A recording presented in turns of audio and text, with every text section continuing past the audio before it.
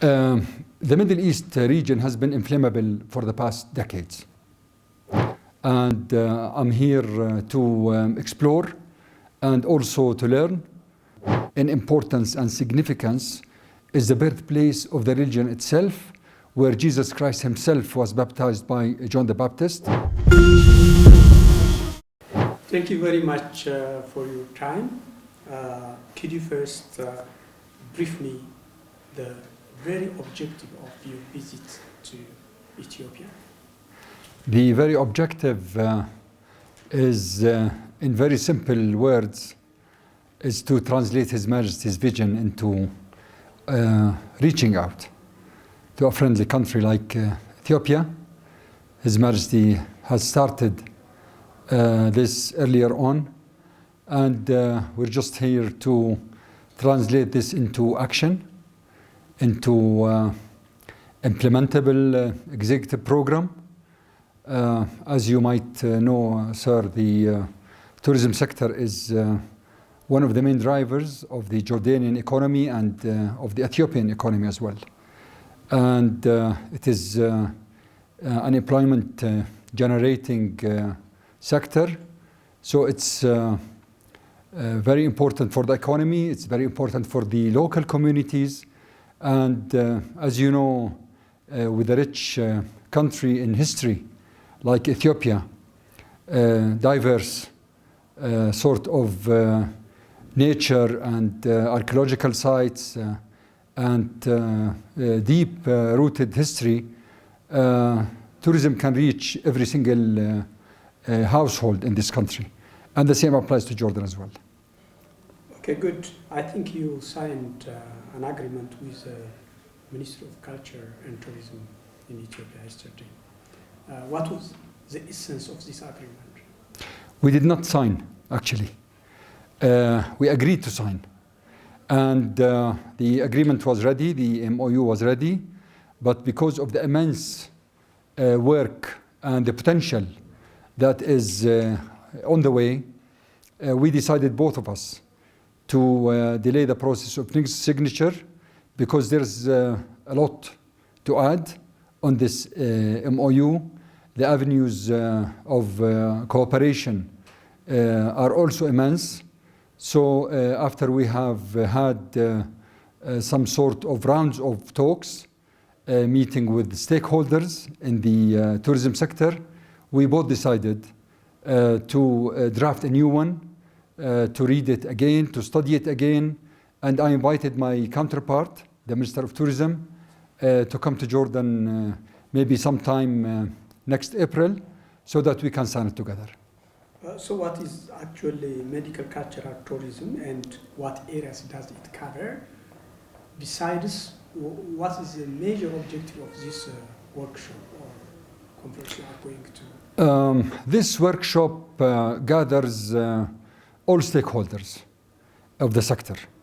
Tour operators, hoteliers, people interested in medical tourism, culture, etc., etc. So this is an introduction between Jordan and Ethiopia. We're here to understand each other more, actually. And we're here to learn a lot from the experience of Ethiopia in many fields, and we can offer a lot as well. In the medical sector, Jordan is very advanced. The ratio of doctors to the population is one of the highest in the world. We're maybe 10% above the international standard. In terms of nursing as well, we're 10 to 11% above the international standard. A country like Jordan, with minimal natural resources, we opted to invest in the human capital. And this is the result after 70, 80 years of investing in the human capital. We have good doctors, we have good nursing system, we have excellent engineers, and in that regard we can also cooperate. Could you then further brief us about the bilateral relations, the economic relations between Ethiopia and Jordan, as well as the investment interventions and the trade exchange? I see a lot of potential here. And when I toured in Addis Ababa, I saw a lot of projects going on. And I can tell you that this is like a workshop. Cranes are everywhere. So it's a huge potential for Jordanian investors. And the same applies to Jordan as well. We have a lot to offer in terms of investment, especially in the tourism sector. It's growing. Until now, we're talking about maybe 35,000 rooms, hotel rooms in Jordan in total. And we need a lot more. This is on one front. The second, we can do joint projects as well, joint programs, like we promote Ethiopia as a touristic destination, and the same applies to the Ethiopians. In terms of the religious tourism, we have also a lot to offer. The baptism site in Jordan is the birthplace of the Christian faith. So we all understand the importance of the Church of Nativity, which is the birthplace of Jesus Christ himself. We all understand the importance of the Church of the Holy Sepulchre, which is very, very important for the Christian faith as well. But I think above all in importance and significance is the birthplace of the religion itself, where Jesus Christ himself was baptized by John the Baptist, which is on the eastern bank of the holy sacred river Jordan.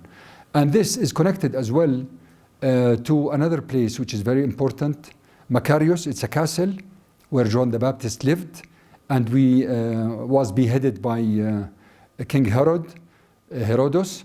So this is the martyrdom place of John the Baptist. I had an excellent, fruitful meeting with the patriarch. And this is where we discussed potential programs and schedules for Ethiopian pilgrims to come to visit the Holy Land of Jordan. And we'll do the same as well for the Jordanians to explore this beautiful nature and the archaeological and historical sites in Ethiopia. Jordan is one of the countries where many Ethiopians are living there and working. Could you give me just a brief about the estimate number of Ethiopians there and the rights concerning their respect of rights? We have almost 35,000 Ethiopians living and working in Jordan. And I think they feel home as well, as we feel home when we come to Ethiopia. So Jordan is a place of potential market for labor. And it's a place for refuge as well. If you speak about the Jordanian population of 11 million, 30% of them are refugees. Our brothers and sisters from Palestine, from Syria, from Iraq, and from other countries as well. So we're a very, very accommodating nation. We're a very hospitable society as well. So Ethiopians, they like brothers and sisters for us. I mean, there are many Ethiopians in different countries have been facing different challenges. How free are they really in Jordan as far as their rights is concerned? They're, as I told you, they're treated like brothers and sisters in Jordan, and with the society that is that open-minded, receiving 30% of the total population as guests and refugees. I think it's very normal for Jordanians to deal with their brothers and sisters from the neighboring countries and from Ethiopia. Okay, thank you, Your Excellency. I move to another point. How can you assess the peace situation in the region, considering the situations in Israel and in Egypt and like that? Just the Middle East region has been inflammable for the past decades. And Jordan has been resilient and strong. And if I start counting the crises that have passed over the Jordanian Holy Land, there are a lot. And we have been always facing these crises with strength and resilience. Why we're here? Because we understand each other. We know each other's cultures, and we know each other's history that we value, and we look forward to the future. Jordan is a unique country in terms of modernity and modernization. And Jordan is always moderate in its diplomatic relationships with every single country on this planet, let alone the neighborhood. So we have been doing this for the past years, decades actually, and we have been unique in terms of safety and security in the country. And this is what makes Jordan unique. This is what makes Jordan different. So the crisis that is happening today and the Israeli aggression on our brothers and sisters in Gaza is something that unbearable. It is a mass killing. It is complete destruction of infrastructure. There is no distinction between residential areas, heritage sites, places of worship, schools, roads, bridges. All infrastructure is being destroyed. Nevertheless, Jordanian economy and Jordanian security is intact until now. And if I tell you that we are not a war zone, we are part of a region that is in turmoil, but we did not close our skies. We did not close our borders. Our borders are still open. Our skies are still open, and we're still receiving guests and visitors from all around the world. This has been the case in Jordan for the past years, and this will continue for the coming years. Okay, thank you, Your Excellency. And I would like to ask you about your reflection in connection to the tensions between Ethiopia and Somalia, in connection to Ethiopia's need to have sea access in Somaliland. Listen, this is, I think this is a question that should be addressed to somebody else. I am the Minister of Tourism. I'm here to promote tourism. I'm here to promote mutual programs that are beneficial to my country and Ethiopia. Okay, thank you. If you have anything to add, just I'm happy to. I add that we are so much interested in opening avenues of cooperation between us and between Ethiopia. And I'm here to explore and also to learn, and vice versa. We can, as I said in the beginning, we're here to offer our expertise in many fields. All pillars of tourism are there in Ethiopia and in Jordan. You are training your people, and we do the same.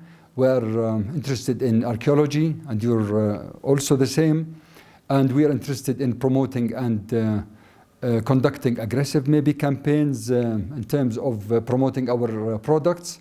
And you're the same. So, and also connectivity is key. There's direct contact in terms of flights between Amman and Addis Ababa. And the Ethiopian Airlines are flying today, as we speak, 3 times a week. It will be 5 times a week in the near future. So since connectivity is there, I think the avenues of cooperation and collaboration are there, and it's easy to access. Thank you very much. A pleasure.